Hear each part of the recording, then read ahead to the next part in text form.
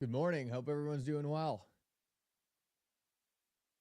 Let's make sure everything's up and running. Volume's low, so we'll get that fixed. All right, that should take care of the volume. See if we're actually live. Nothing in the chat yet, but that will come in a second.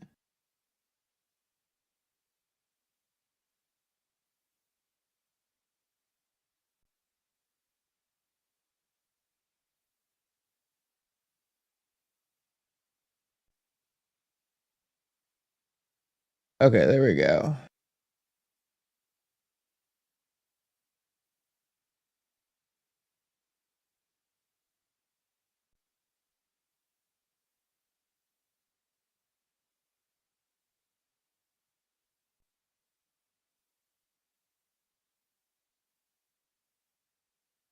There we go.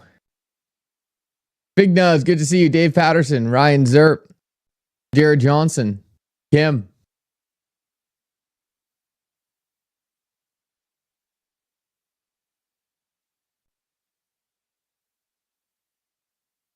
$19.70, good to see you, brother. Hope you're doing well. The second line works better. Weird. What line? What do you mean? Second stream? Guys, if you are getting here from YouTube, make sure to smash that like on X or retweet would go a long way. Really appreciate everyone doing that. Mary Cox, good to see you.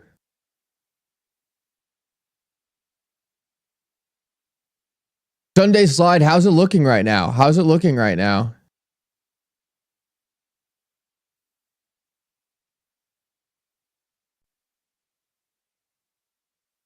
Wishing you and your family safety through that entire thing.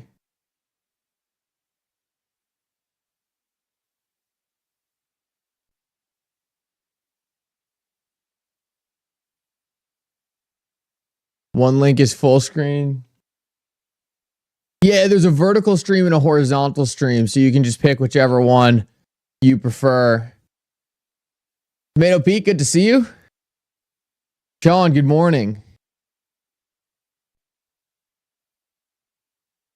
Getting started here, pulling up the charts.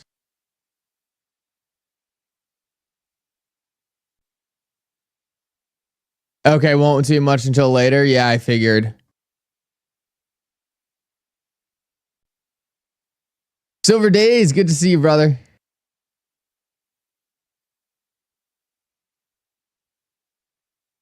More Think Space, good to see you.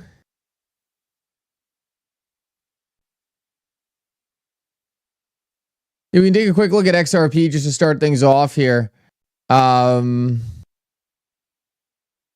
continuing just to sit on the bottom of this range, which, while might be boring, is definitely a good sign. It's really good to see XRP reacting like that because it shows that XRP is finding some pretty serious support here. So we'll continue to monitor this as time goes by, but I think the obvious thing that's going to happen now is XRP is going to gradually or suddenly either move back to the middle here and then hopefully make another press on here. And one of these times, XRP is going to break out. The good news is that big downward move didn't cause it to break out to the downside. We did break out to the downside back here, but was able to recover back into it. But every other time we have just been rejected one way or the other. And this thing is going to break. It's just a matter of time. Had a lot of different fake outs. It's looked like multiple times we were going to break out just to get sucked back in. Massive head fake. And I think this kind of one of those things that will shake a lot of people out waiting for it to finally go before it does go. And people are kind of just left in the dust. Is this a conspiracy stream? I don't think this is a conspiracy stream, but interesting question.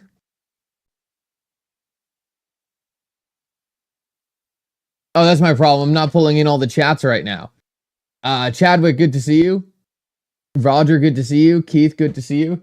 Let me pull in the rest of the chats. I forgot about that.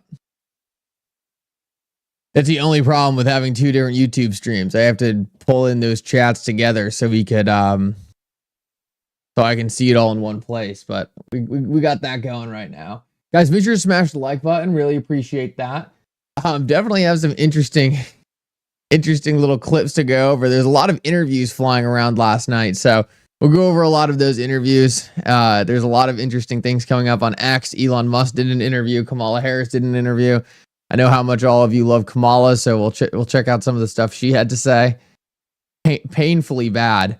Start off with this. This is Governor DeSantis talking about that hurricane coming in.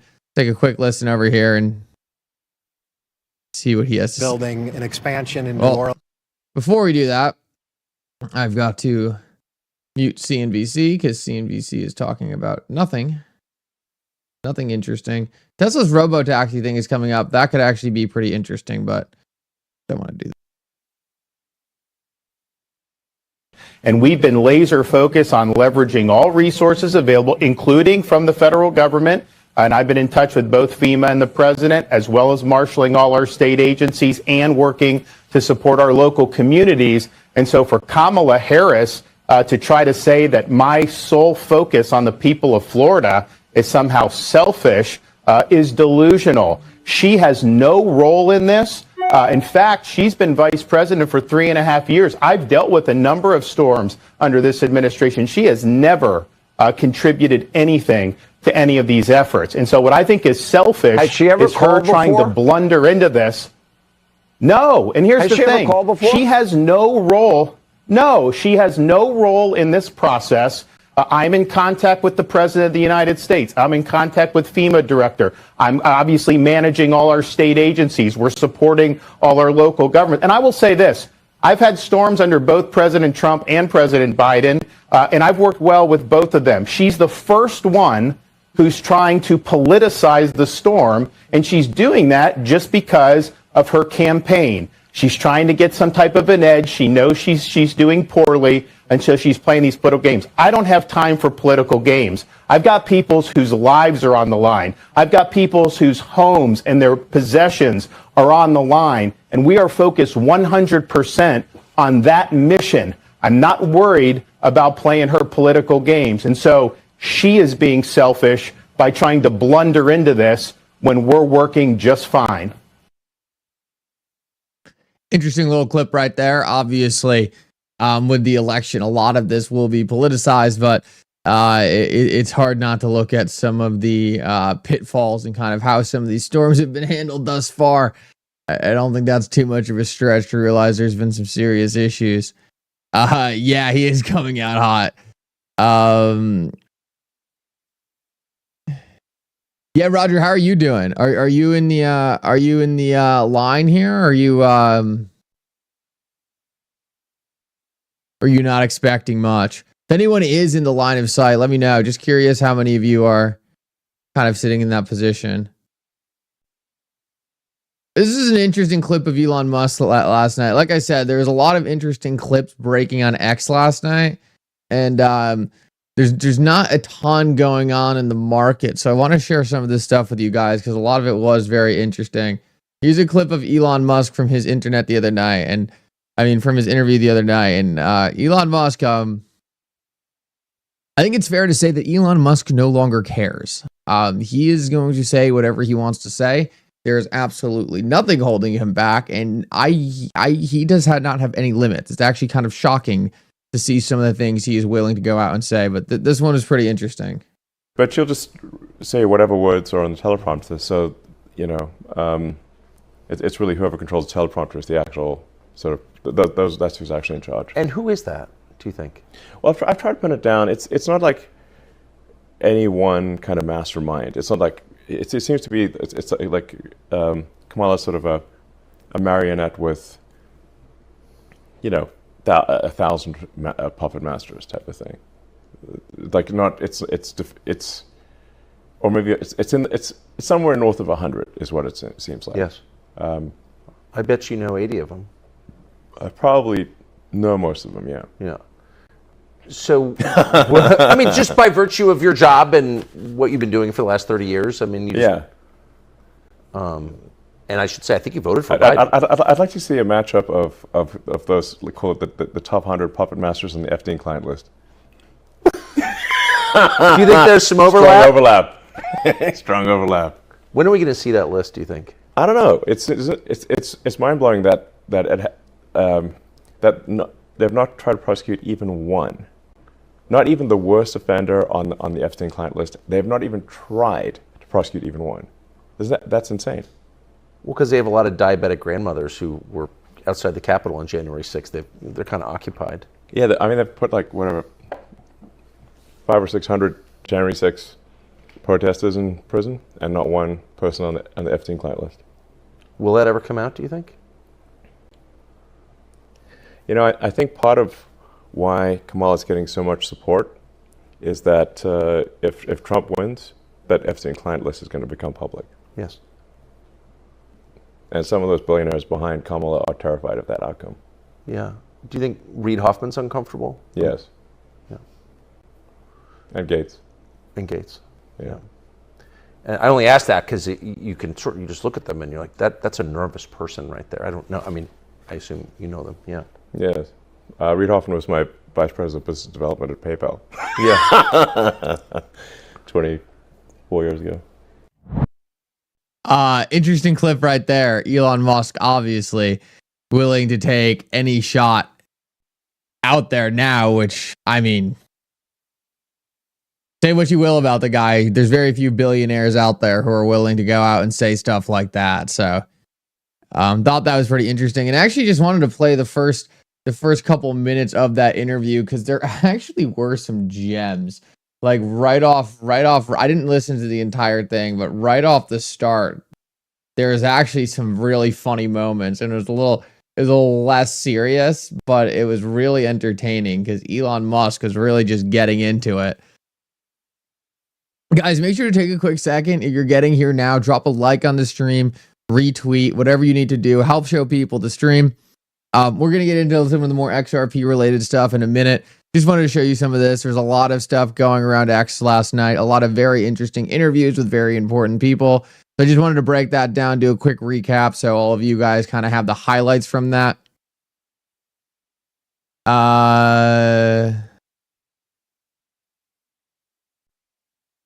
He was talking on X last night about buying mainstream media outlets and then shutting them down.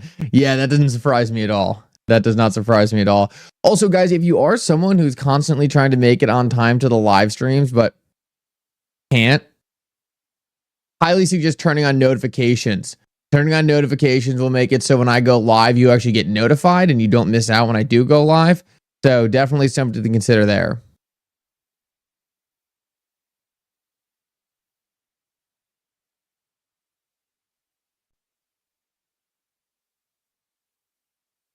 Interesting, Albert. Yeah, I've always been a big Elon Musk fan just because I'm a big Tesla fan. But it seems like he is swaying a lot of people.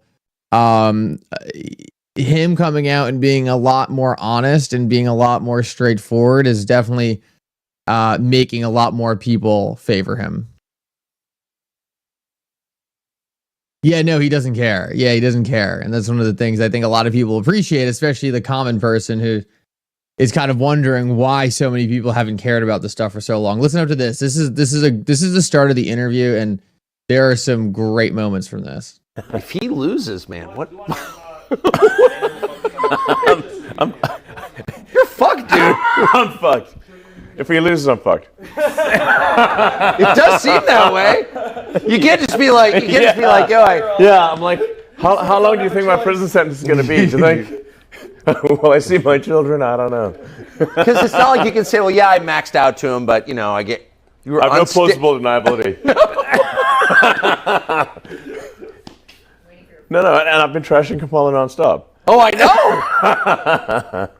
Well, the Kamala puppet, I call her, you know. The machine that the Kamala puppet represents. Yeah, she's irrelevant. I mean, she's not even. No. I made a joke which I realized I deleted, which is like nobody's even bothering to try to kill Kamala because it's pointless. What do you achieve? Nothing. No, it's totally just find right. another puppet. Exactly. That's. It's no point in killing. It's deep and true, though. Nobody's trying to kill Joe Biden. It would be pointless. Totally. You actually put that up? Yeah. Now, some people interpreted it as though I was calling for people to assassinate her. but I was like, nobody even, I was like, doesn't it seem strange that no one's even bothered to try? It's not worth it. I mean, there's an endless supply. Yeah, like nobody would. It's absurd. It could be anybody. Yeah. Nobody's gonna try to. Nobody tries to assassinate a puppet. Of course not. A marionette. Yeah, marionette. It's just like, It's hilarious. Yeah. What? She's safe. Like, to try to kill Trump twice with actual guns and bullets. Oh yeah. He shot in the air right in fucking Butler where I was. And he doesn't seem rattled. It's weird. Does he to you? It doesn't seem what? Rattled. He's the constitution of an ox, it seems. It's not like working out and eating healthy. And he's... Okay, we gotta tape this. Yeah, we're good. Oh, good. Yeah. so he's not like, let me eat another salad. That's not... No. Or work out, fastidiously. That's...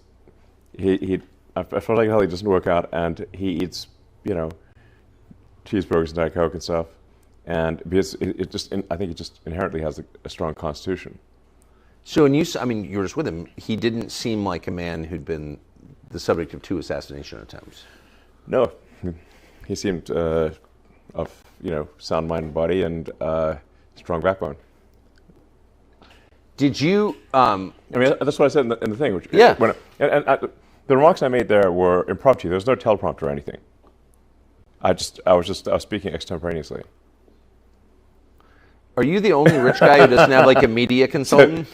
No, I don't. Media consultant. Yeah, no, I've noticed. Obviously. Yeah.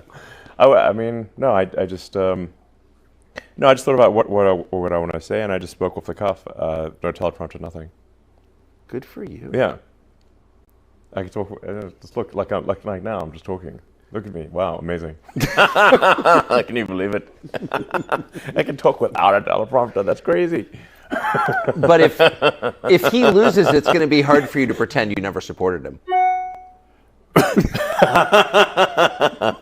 All in. In the deep end. Yeah, no, you are definitely in the deep end. You cannot touch bottom. No, I'm like rolling around. I'm like a pig in mud. I'm like, Funny little start to the interview there. I just thought it was interesting to hear Elon Musk kind of say he was kind of all in on it. And I don't know. It's very rare nowadays you get to hear anyone who is his importance just kind of talk so candidly and just open about how he kind of sees things. And I thought the whole thing was pretty funny, especially with like some of the things he was saying in the beginning about, I don't know, stuff that you just wouldn't expect to hear Elon say. I don't know how happy a lot of the Tesla OGs are in hearing that, but man, I thought that was pretty awesome to hear Elon come out and say it. So, and the reason why a lot of the Tesla people don't like it goes back to his 420 comment, right? It goes back to his like taking Tesla private at 420. It's like, does not care what the implications of what he says are. He is going to say it. And a lot of people have said like over time, they're like, this is something that's a fault of Elon. But I think it's going to come out and actually end up being something that benefits him, because I've seen a lot of people, and a lot of people tell me that a lot of this, while has polarized probably certain people against him, I think it's definitely made him more likable to the people with any level of common sense or understanding what's going on in the world. Like, he's not going to be perfect, right? But like, just the fact that you can't have someone with that much money willing to kind of go against the grain, I think it's important. Trump, Musk, Gabbard, RFK is honestly a super team. Yeah, I agree, Sunday Slot. I was a big fan of RFK. So I probably leaned a little bit more in RFK's camp than Trump initially. So that them together was a really good combination. I don't think RFK really had a lot of the I don't think he was ever going to have the appeal to do what Trump has done, but Elon's laugh clashing with Tucker's laugh cancel each other out. Yeah, that's a good point. They do have pretty funny laughs, especially back and forth in that interview. Someone did something. Andrew Mills, thank you so much for new subscriber. New subscriber. Thank you. Love getting those new subs, especially from the live stream. It's cool. It's cool. Guys, if you're over on X, make sure to drop a retweet. Really appreciate that. Trying to get one of the bigger shows on X. I think that would be really cool. And then obviously YouTube. Just exit out of the live chat real quick. Drop that like. Super helpful. Greg the Barber, good to see you. Great to see you. All right. Tim Draper clip. We'll jump into the XRP for stuff. So listen up to this. This is from Tony from Thinking Crypto. What do you think about the legal battle? So, because, Ripple, I think, was the first to really get sued, the big major lawsuit, right? They came out with that with a partial victory where the judge mentioned intrinsically these tokens are not securities. It's very much in line with Howie. It wasn't the oranges or the orange trees or the orange groves. It was Howie's packaging, his scheme. Gensler's taking losses in court, right? With Ripple, you got the Grayscale lawsuit and much more. And part of your prediction was eventually the incumbents and the people who are fighting end up adopting this. What are your thoughts on where we're at in that timeline? We're getting close. We have at least one and maybe both presidential candidates looking to adopt Bitcoin and other cryptocurrencies as a way to encourage innovation because they know it's happening. I mean, the real killer is all this innovation is happening, and there are many Americans are coming up with these innovative things, and then they geofence the U.S. Yeah. In effect, not allowing anybody in the U.S. to try their product.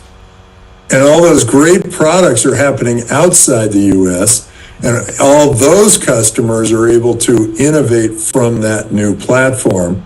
And we're not, because there's this big dark cloud that is the SEC today.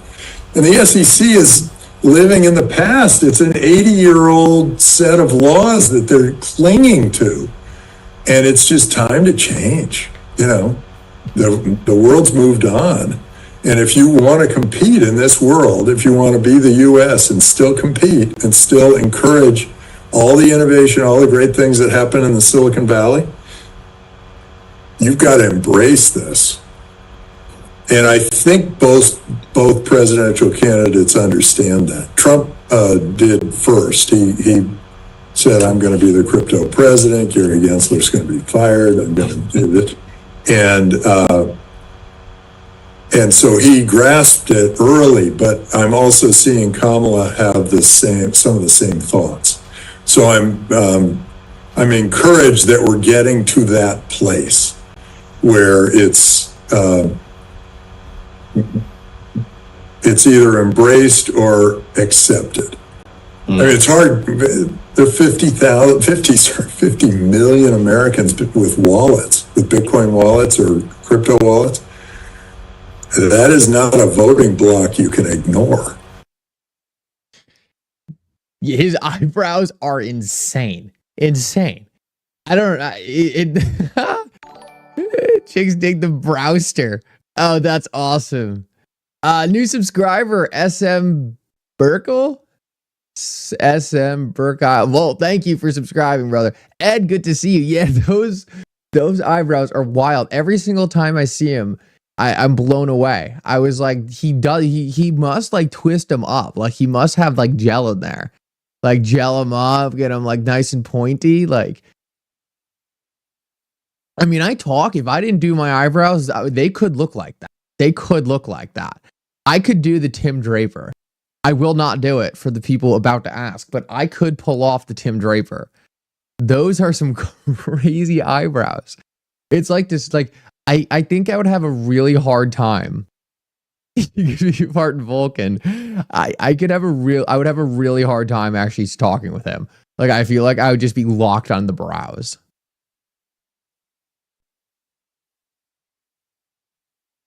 He lost 40K Bitcoin in Mt. Gox and still has 30K. Oh, that's what we'll be like with XRP one day, Roger. That's what we'll be like with XRP one day. Not the losing part, obviously. We don't want to be losing it. I just mean having a ridiculous amount of XRP that no one really can like comprehend the amount. I think that's where we'll be one day with XRP, to be honest with you guys.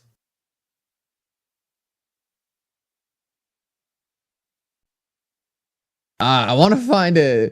There's some good Kamala clips that came out last night. I want to jump into some of those. Some of these were atrocious. Okay, here we go. 60 Minutes put her on blast too. 60 Minutes put her on blast. I was surprised, like so far, like just keeping track of who's actually given Kamala or actually went at Kamala in a pretty tough way. CNN did during that debate. CBS was really favoring no, what was the first one? Oh no, CNN did Joe Biden dirty, not Kamala. Not Kamala. Okay. Whatever, I don't know what I'm talking about. Here's this. I've been covering the border for years. And so I know this is not a problem that started with your administration. Correct. But there was an historic flood of undocumented immigrants coming across the border the first 3 years of your administration. As a matter of fact, arrivals quadrupled from the last year of President Trump. Was it a mistake to loosen the immigration policies as much as you did? It's a long-standing problem. And solutions are at hand. And from day one, literally, we have been offering solutions. What I was asking was it a mistake to kind of allow that flood to happen in the first place? I think the policies that we have been proposing are about fixing a problem, not promoting a problem. Okay? But the numbers did quadruple. And the numbers under your today, watch. because of what we have done, we have cut the flow of illegal immigration by half. But should you we have done cut that? the Should you flow have of done that? fentanyl by half, but we need Congress to be able to act to actually fix the problem. So, I mean, I'm not going to lie. I'm a little impressed with 60 Minutes here. I mean, I've never actually seen that level of pushback on someone like Kamala. Normally, it's like, hey, here's your question.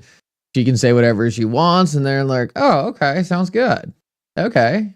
Yeah, whatever you say. This is the first time I've ever seen any kind of like pushback on any candidate.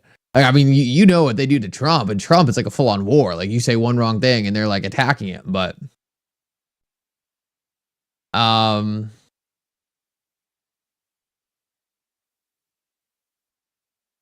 here's another interesting one. A lot of good content coming out last night. Not a lot of interesting crypto stuff dropping at the moment, but there was a lot of interesting in the political side of things. In your debate with J.D. Vance, you said, I'm a knucklehead at times. And I think you were referring to the time that you said that you were in Hong Kong during the Tiananmen Square unrest when you were not. Yeah. Is that kind of misrepresentation, isn't that more than just being a knucklehead? I think folks know who I am, and I think they know the difference between someone expressing emotion, telling a story, getting a date wrong rather than a pathological liar like Donald Trump. But I think it comes down to the question of whether you can be trusted to tell the truth. Yeah, well, I can. I think I can. I will own up to being a knucklehead at times, but the folks closest to me know that I keep my word. In your debate with... A crazy word, knucklehead. Like, what is this, first grade? Oh, man. So cringy. So cringy. Man, that's a tough listen. That is a tough listen.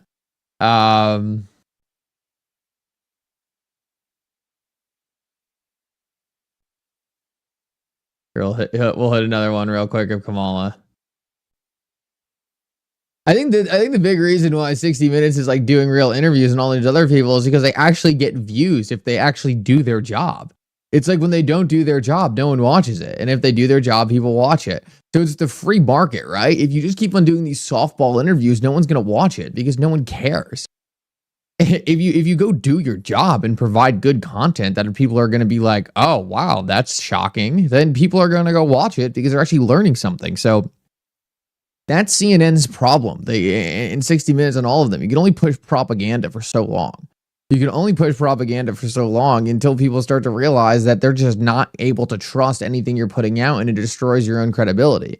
So they are actually being forced to revert back to the mean. And when you think about it, they probably get a lot more attention and views when Trump's in office as well. Firedog says it's absolutely insane to me that these guys are continuing to do interviews. Yeah, I agree. Firedog, I could not agree with you more there. I have no idea why they're doing interviews. No idea why they're doing interviews. So that's so funny because they weren't doing interviews, right? They weren't doing interviews and things were going great. And then suddenly they started opening their mouths and now things are falling apart. They should have never done any interviews. And Firedog, we talked about this, right? We talked about how I can't believe Elizabeth Warren is going to debate John Deaton. Why would you ever do that if you're Elizabeth Warren? Why would you ever debate John Deaton? Insane. But we will be live streaming that debate. Absolutely. I could not be more excited for that. We will be live streaming the Elizabeth Warren, John Deaton debate. And also a lot of people were asking why I wasn't on Paul Barron. That got pushed to Thursday. So sorry about that. I don't know if something got misscheduled on the back end or whatever, but they reached out to me and they're like,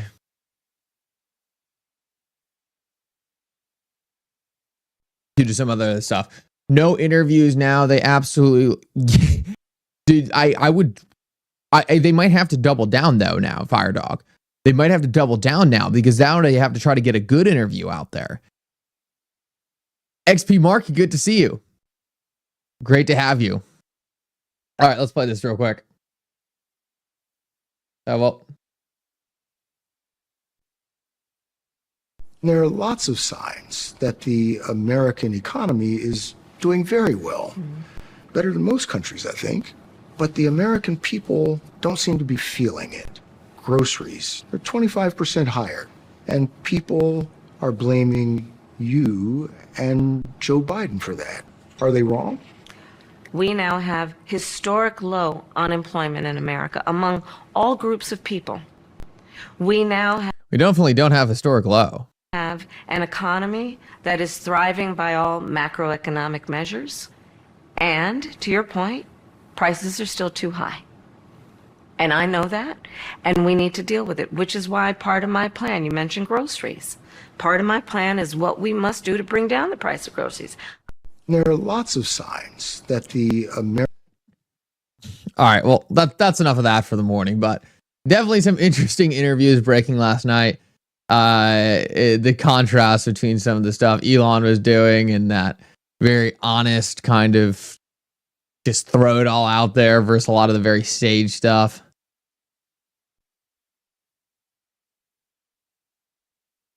Cool to see Elon be activated in this entire thing.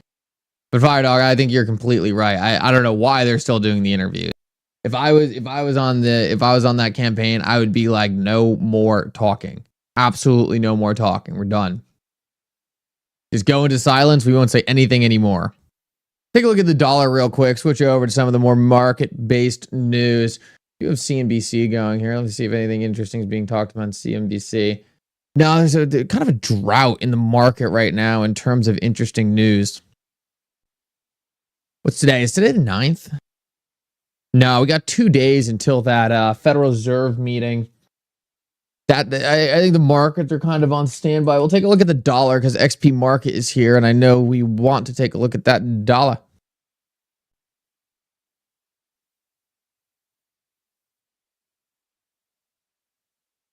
All right, so here's the dollar, and we got this big rebound in the dollar right now. Obviously, kind of coming back up, dead cat bounce, I would think. But I wouldn't say it's anything I'm overly worried about at the moment because whenever you have a steep fall like this, you always have some kind of reaction back to the upside, especially when we got to this big resistance right here. I think it's very likely that if we get another big cut, it will be able to come back down, hopefully with more momentum and break down through here.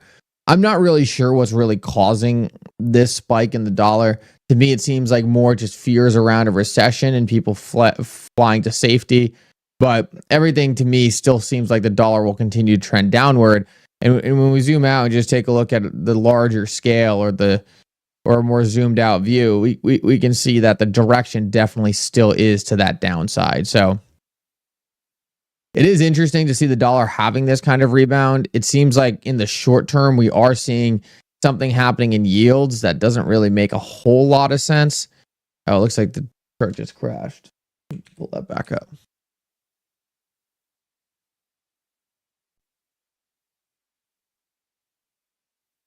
Yeah, here we go. So that's the dollar in the short term.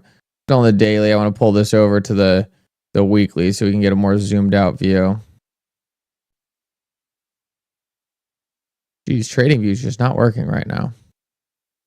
All right, well, we'll leave that page and we'll try it over here.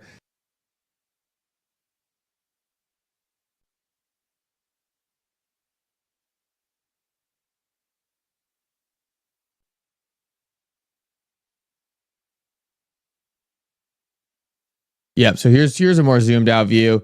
There's that obvious trend we've been watching for the dollar, kind of just moving back down in this channel. We've kind of been pinned in this upper area.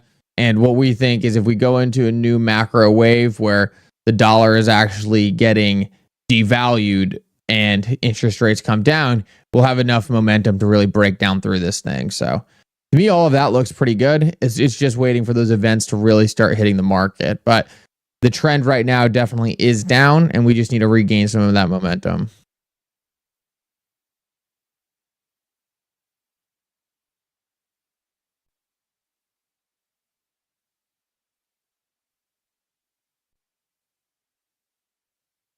BTC XRP. Take a quick look at that.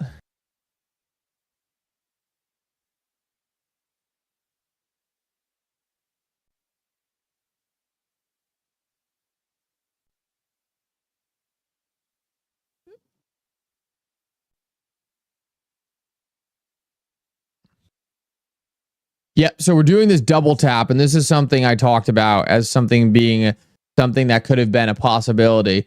It looks like we are going to come down and kind of retest this zone right here.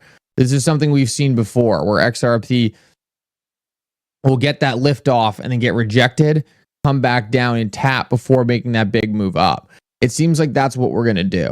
And I think that lines up with a lot of the other charts we've been watching in terms of Bitcoin.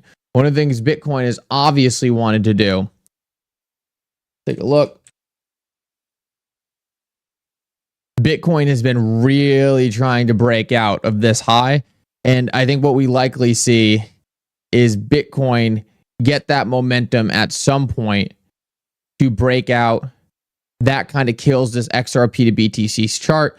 As Bitcoin breaks out against XRP, that is enough momentum for this to come down here, touch this bottom level, and once it touches there, once Bitcoin breaks out, that's where you see things flip. So that's what I'm looking to see happen. I'm looking for Bitcoin to get that momentum to get through here.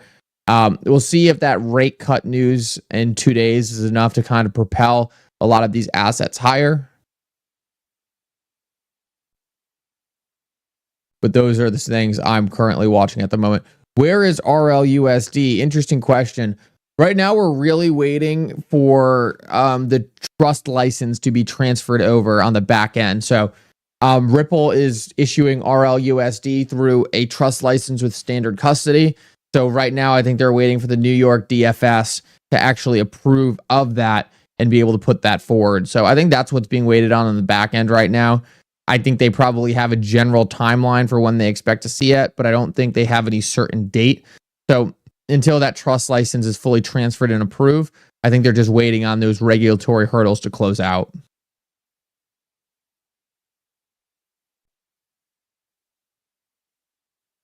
Appreciate that, Roger. You're the best.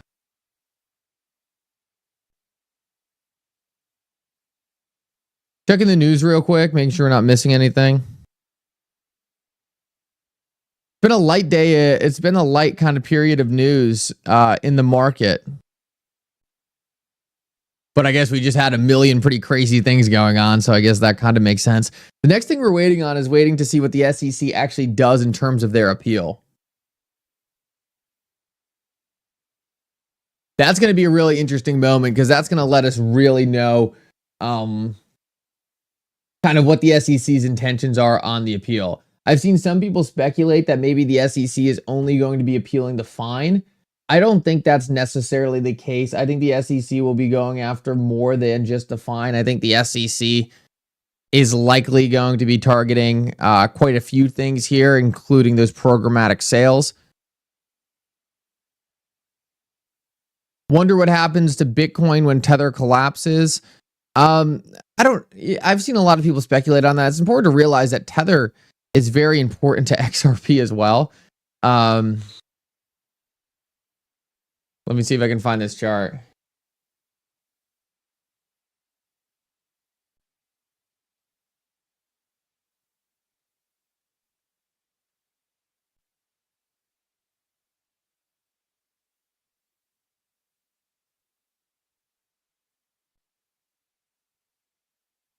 There was a great chart breaking this down. I wish if Taylor was here, Taylor would know it.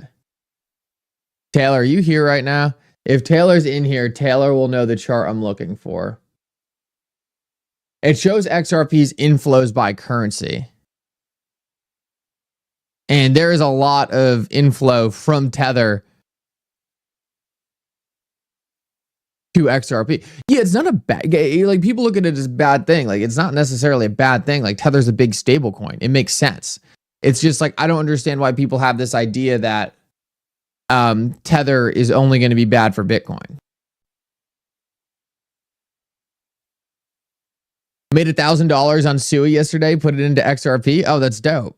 Nice little swing trade. Let's take a look at Sui.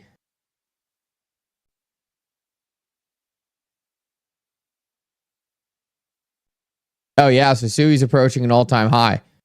Very interesting. It's just the current thing. It's so funny. Sui's going to replace Solana. All the Solana people are going to go over to Sui, and then there's going to be the next thing. It's so funny how that works. It's like people are just constantly switching what is going to be the next big thing. Right now it's Sui. Tomorrow will be something else. That's the thing with kind of altering just these general kind of smart platforms for blockchain compute. Like there's no stickiness to any one. It's just like, all right, what's the next one? What's the next one? What's the next one? It's just like next. Same thing with Solana. And I guarantee you, and I would bet you that the biggest loser of Sui is probably Solana, because I guarantee you Solana now starts to lose momentum because it's like, oh, now the thing is Sui, right? So now like Sui's the new thing and people don't really care about Solana. So it's interesting how that works. There's like no actual loyalty or no actual underlying thesis to the application of any of these or differentiation between one or the other. It's like, okay, which one's the fastest? Boom, that's the new thing.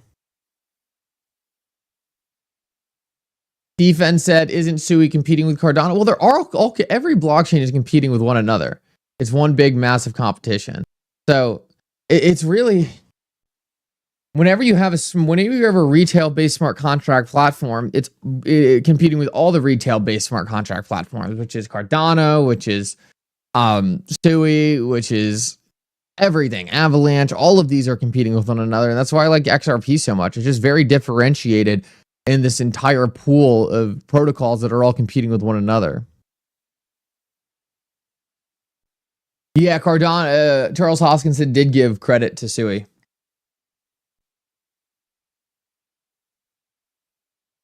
Which I'm not sure how much that actually means, but he did do it.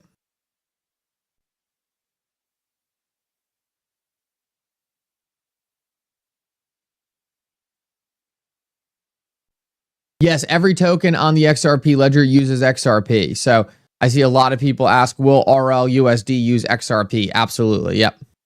XRP is a critical part of moving anything on the XRP ledger. You can't do it without XRP. So XRP always remains important and critical in the entire equation.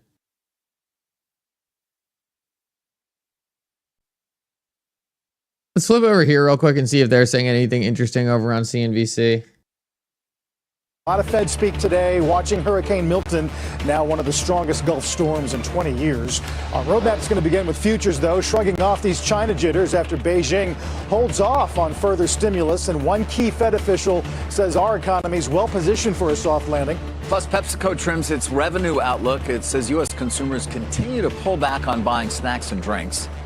And keep an eye on shares of NVIDIA. 6-week high, eclipsing Microsoft as the second most valuable company. That kind of happened during our show yesterday. More gains today, not for Microsoft, but for NVIDIA. Let's begin with the markets from the U.S. to China. We mentioned Hong Kong. Actually, the divergence, Jim, between Hong Kong and Shanghai was historic. Yeah, and let's remember also, there's some crazy stuff going on. There's this hot money component. Like when there's not enough money, hot money, that can go by Shanghai and also by NVIDIA at the same time. So the money flows back. Finally, I mean, they didn't announce stimulus today, and matter of fact, they're putting the brandy, Hennessy, one of your favorites probably, Hennessy, they got a tariff on. Well, they're counting the cases. But all I can say, Carl, is that if we could get that money back, if we could get the Chinese money, you remember when Dave Draper, who's like the best in the world, was saying everything? Well, today is like nothing. So if the money comes back, then I think that you'll see a decent opening. Right. They had this press conference with this National Reform Council where I guess what they're talking about is actually pretty important, but I'll just summarize it quick for you. A lot of money is being pumped into the Chinese economy right now, which is probably pretty good for the entire market as a whole.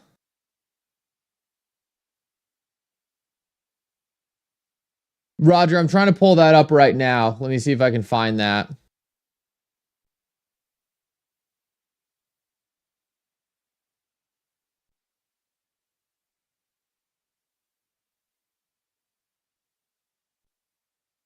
Yeah, here we go. Here's David Schwartz specifically talking about RLUSD XRP. So let me bring that up. These were like, oh no, sold to you. One sec.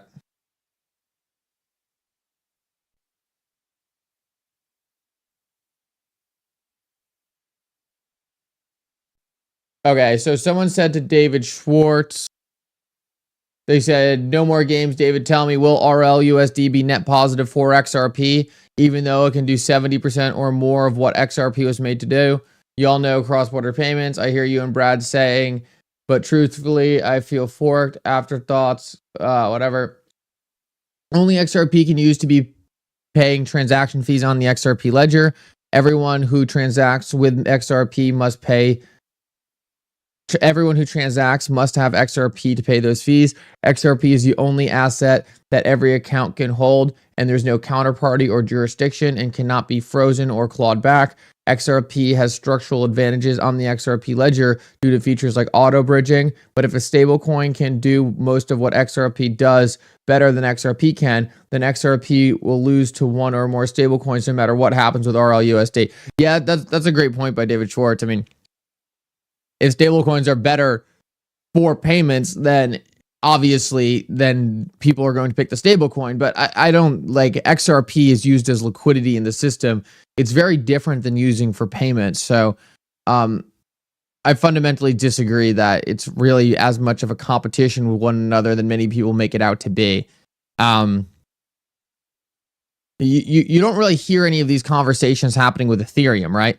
With Ethereum, it's like, oh, stable coins are great. Like, we want stable coins. And then like on the XRP ledger, it's like, oh, it's like these stable coins are replacing XRP. The token at the base layer for the blockchain is fundamentally different than any kind of issued asset on top of it, like a stable coin. Because XRP is its own currency. XRP is its own asset. You can't just replace one asset for another if they're completely different and act like they're the same. It's just not how things work. So I don't really see it as competition at all. I think they're completely different assets. They're completely different currencies with completely different abilities. And XRP will bridge stablecoins. Absolutely, Roger. That's a great point. That's a great point.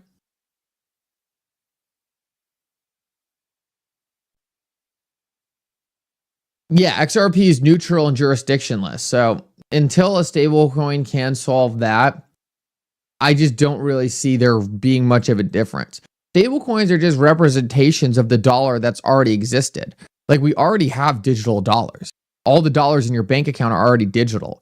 So the only thing that a stablecoin adds is the instant settlement to a dollar, but still doesn't actually help the bridging in between.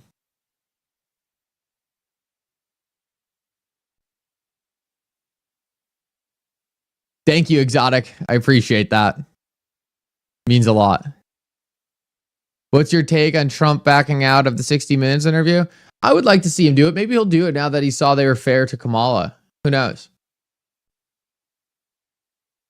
I don't know. I mean, Trump's never treated fairly, so I'm surprised he really cares. I would, if I was Trump, I would be a lot more willing to do the 60 Minutes thing than do a debate on CBS. But I mean, clearly he's under the impression that he's going to be treated in a way where he's made to look bad. So I understand kind of where he's coming from on that, because I would assume they would do everything in their power to make him look bad. I don't know. I don't know if I have too much of a thought on that. How long does it take for the SEC versus XRP for Second Circuit?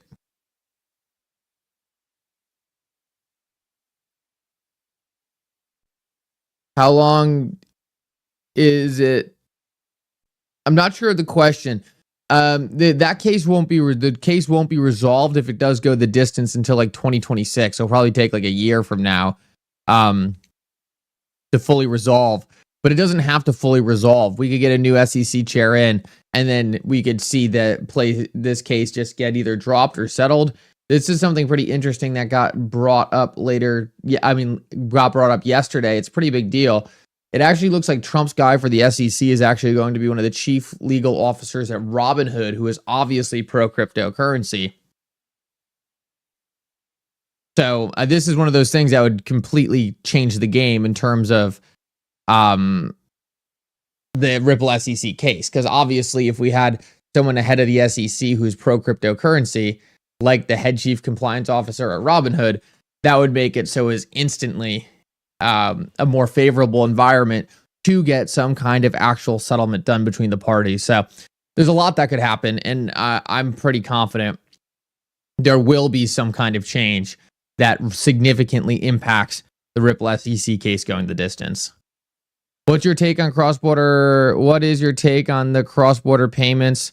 Was just a test for Ripple to move over to carrying derivatives market on chain? Well, I think Ripple's just trying to do a lot of different things to improve the financial system, and I think they're looking to lean into whatever has momentum. So I think cross-border payments is just the low-hanging fruit. XRP and these cryptocurrencies are really good for sending from one place to another. So I don't think it necessarily is that like it was a test for something else. I think it's more just like, hey, this is a great way to, I guess you could kind of look at it as a test. This is a great way to start proving a concept before we do things that are bigger and more complex.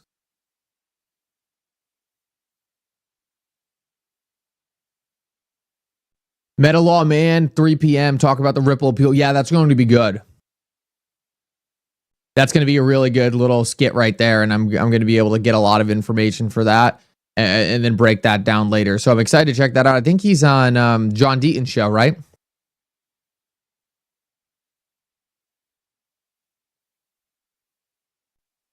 Yeah, I got to meet the Meta Law Man in person. He's a great guy. Funny enough, Meta Law Man like ran up to me. He was like, dude, it's so good to see you. And I was like, oh, wow, that's kind of crazy. Wasn't expecting that.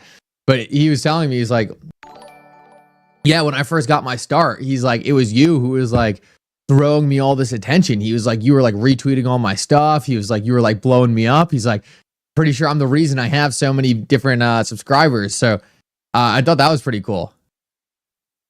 So yeah, I actually, apparently he like attributes a lot of him blowing up to actually me retweeting a lot of his stuff, which I was just happy to see someone like him talking about a lot of these issues. And I was thankful because whenever you can get a smart mind who understands XRP to be kind of vocal, he's a good asset. He's a really good asset. Isn't it funny that so many attorneys and lawyers are in the XRP community holding XRP? Doesn't that make you a little more confident about where the SEC's legal position actually lies in regards to this entire thing? Like all the attorneys are saying, okay, yes, anything could happen, but we want to hold XRP. Just throwing it out there. If XRP approved ETF by Bitwise, will XRP reach $50 in 2025? Man, that, I can't give price predictions, so I'll leave that to your own discretion. Here's what Defend commented on RLUSD. A stablecoin is pegged 1-to-1 with something. XRP can convert everything to anything. Isn't XRP the opposite of a pegged stablecoin? It is a complete opposite, right? It's the complete opposite. It's liquidity. It's just a neutral liquidity that anything can be paired to. So you'd pair stablecoins to XRP, and then everything would come up on the other side. Ha, Albert, got you, brother. Got you.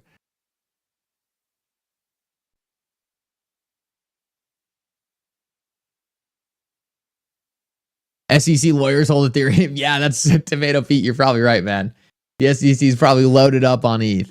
But here's the thing, man. Like, ETH hasn't really made any. So, like, my biggest thing was, like, I was worried about, and it's so much longer term than what we've seen. The biggest thing I was scared about was, like, ETH making some significant development over the Ripple SEC case that gave it an advantage over XRP. It really hasn't. The market, since this case has dropped, pretty much has been almost completely stagnant in terms of people making any kind of real headway on disrupting Ripple and XRP. So that's the thing. Despite this case being an annoyance, and despite this thing getting dragged on, despite us having to deal with this, it's not like really there's been much competition that's come to disrupt XRP. We still seem to have a very, very nice lead, and especially on the regulatory front, it seems like Ripple is just continuing to make more and more progress all over the world. Eventually, the United States will be turned back on.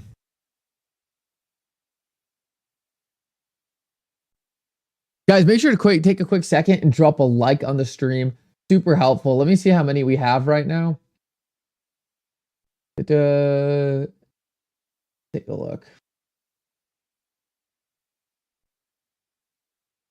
151. Let's see if we can get this to 200 before we close shop.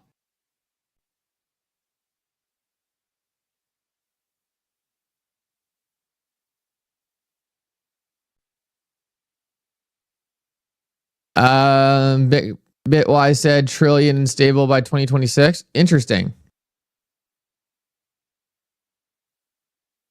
Also, what Axelar is trying to do is make XRP Ledger the bridge to all blockchains, not just XRP Ledger stablecoin. So I still need to wrap my head around exactly how that works. But look, guys, I don't know how, there's no other way to say it than cryptocurrencies are inherently important. Like, if you think XRP will be disrupted by a stablecoin, then you essentially think all cryptocurrencies will be disrupted by a stablecoin.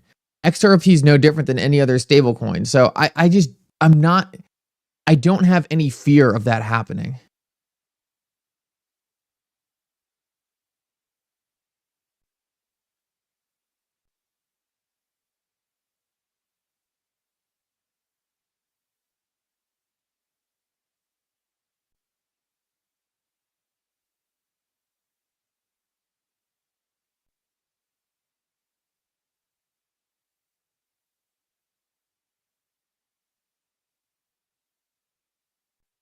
Checking out the news real quick, just making sure we're not missing anything on the XRP side of things.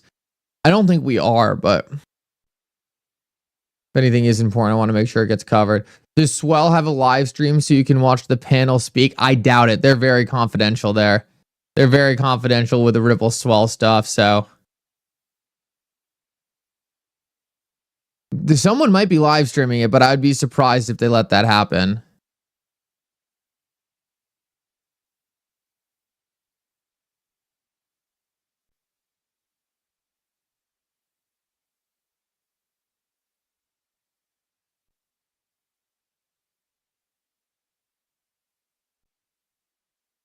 Nope, nothing. Yeah, the big thing we're waiting on right now is figuring out what the SEC is actually appealing in the case. We should know that here in the fairly near future, maybe like 5 to 6 days from now. SEC will probably wait till the last minute. We can't actually go figure out that date. Probably useful to know the date on that when we find out what the SEC is actually appealing. So let me figure out that real quick. That will kind of be the next date we need to pay attention to.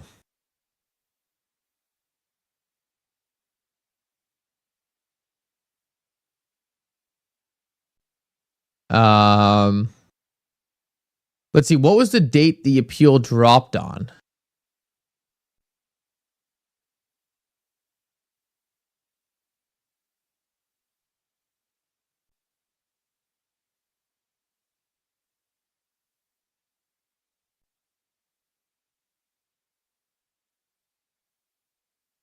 before next week's Friday. Is that what we're looking at here? I need to pull up a calendar. Maybe I can. Oh, I can actually probably figure it out using the XRP price chart. We'll do that. We'll do that. I like doing it on the price chart.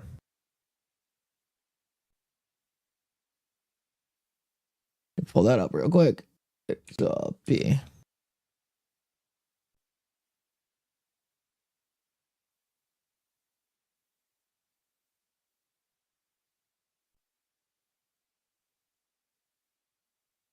Okay, so I think this was probably the day. October 2nd was the day. So we need it by the 16th. October 16th would be 14 hours. I mean, 14 days, not 14 hours. We're on the 8th, so we'll have the next big announcement in the case by, kind of mid next week. 16th, Wednesday. So pretty much a week away, we'll have that information. 16th, 17th? Okay, 16 or 17. They appealed last Thursday, so okay, so they appealed on Thursday. Funny, guys, like, when you look at the chart retrospectively, did they appeal on the Thursday? It's funny. You see this big down move. I expected this to be the appeal. It was appeal actually on that Thursday. Interesting. 16th or 17th. Okay. Whatever. Whichever one those is. Doesn't really matter. Albert Vet and Erie were discussing Flare oracles on the XRP ledger, and Ripple Dev came in the comments. Hugo said they would be interested in working with Ripple. That'd be awesome if we got the Flare oracle on the XRP ledger. That'd be a very interesting conversation. If anyone could tag me in that conversation, I'd really appreciate it. I'd love to read over that conversation. I must have missed it. I can go into Hugo real quick. Go to his replies.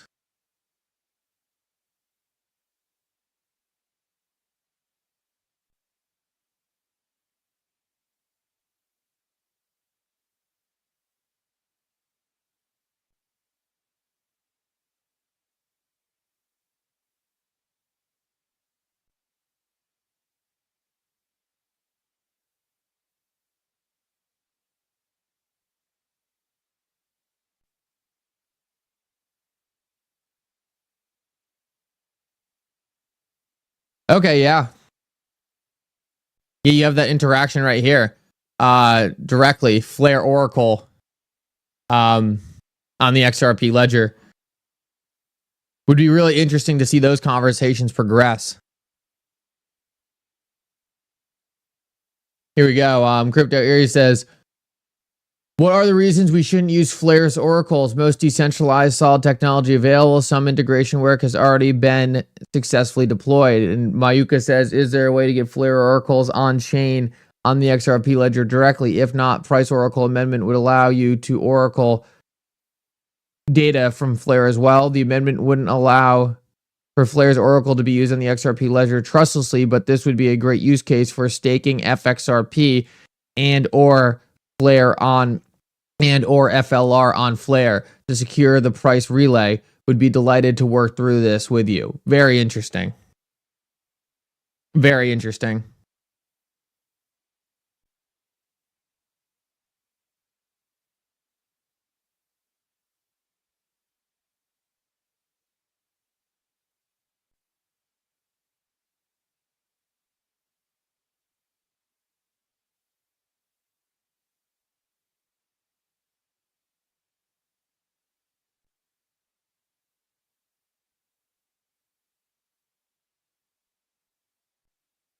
All right, guys, with that said, I'm going to cut it off here.